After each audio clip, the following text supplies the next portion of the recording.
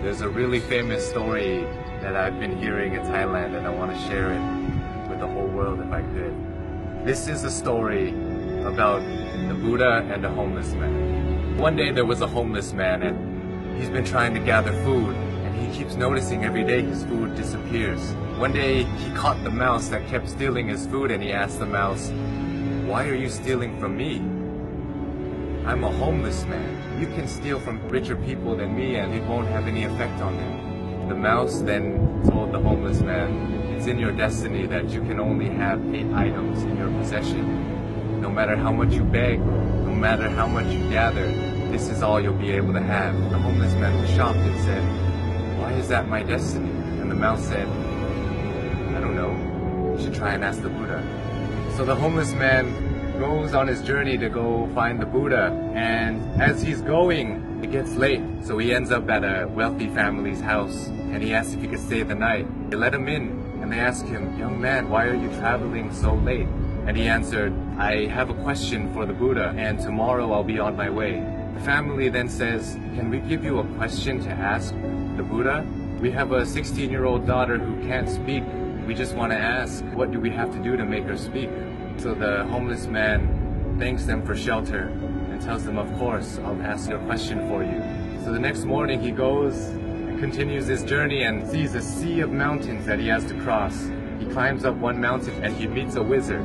And the wizard decides to use his staff to take the young man and himself, fly them across the sea of mountains. And the wizard asks the young man, "Where are you going? Why are you deciding to cross these mountains?" The young man said, "I'm going to ask the Buddha a question about my destiny." The wizard then says, "Can I please give you a question to ask the Buddha? I've been trying to go to heaven for 1,000 years. According to my teachings, I should be able to go to heaven now. Can you please ask the Buddha, what do I have to do to get to heaven?" "Of course, I'll ask your question for you." And as he continues on his journey, he runs into his last obstacle, which is a river that he cannot cross. Luckily, he meets a giant turtle who decides to take him across the river. And as they're crossing the river, the turtle asks, "Where are you going?" "I'm going to see the Buddha. I'm going to ask him a question about my destiny." The turtle then says, "Can you please ask a question for me too? I've been trying to become a dragon for 500 years. According to my teachings, I should have become a dragon by now. Can you please ask the Buddha, what do I have to do to become a dragon?" So the young man thanks the turtle for taking him across the river and says, "Of course, I'll ask you a question for you." The homeless man finally meets the Buddha, and the Buddha tells everybody, "I will answer 3 questions for everybody here, but only 3 questions." And the young man is shocked. He has 4 questions to ask. So he thinks carefully.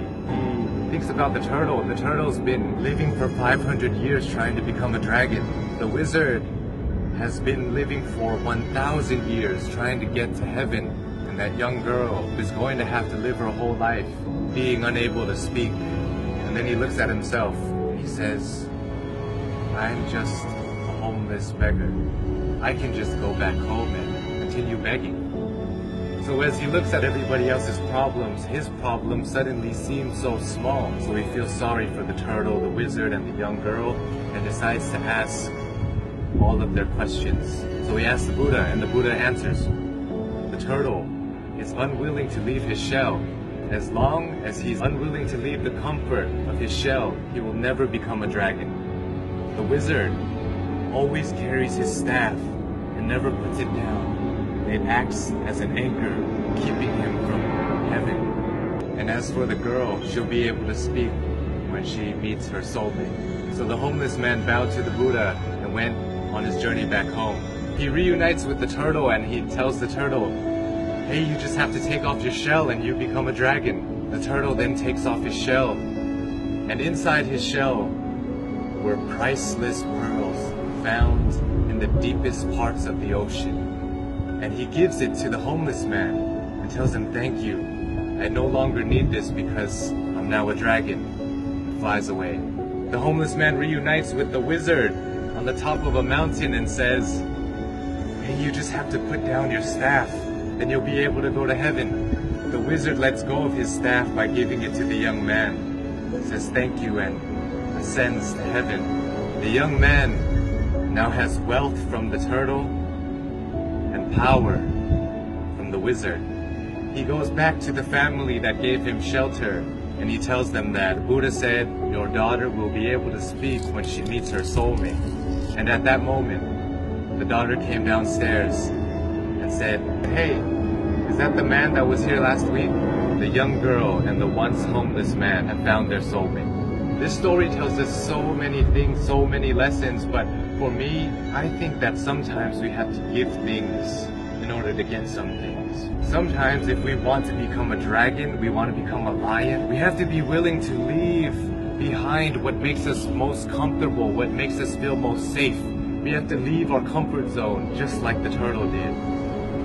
And in order to find true love, we must become somebody who is willing to put others before ourselves. When you're alone and when you're lost in your thoughts, sometimes your problems seem so big, and it may seem like it's the end of the world, but if we look at other people's lives, other people who don't have as much opportunity as us and who have it worse than us, sometimes it makes our problems seem so much smaller. And if we're willing to lend a hand to those who are struggling more than us, willing to help them, it may change the course of your life, your destiny, and the universe may repay you in such a way that you never would have imagined. It will come back to you. All the good that you do in the world will come back to you. If you're going through hard times right now, I hope this story helps. My name is Sean Uranaki. I love you all, and I hope you have a wonderful, wonderful life.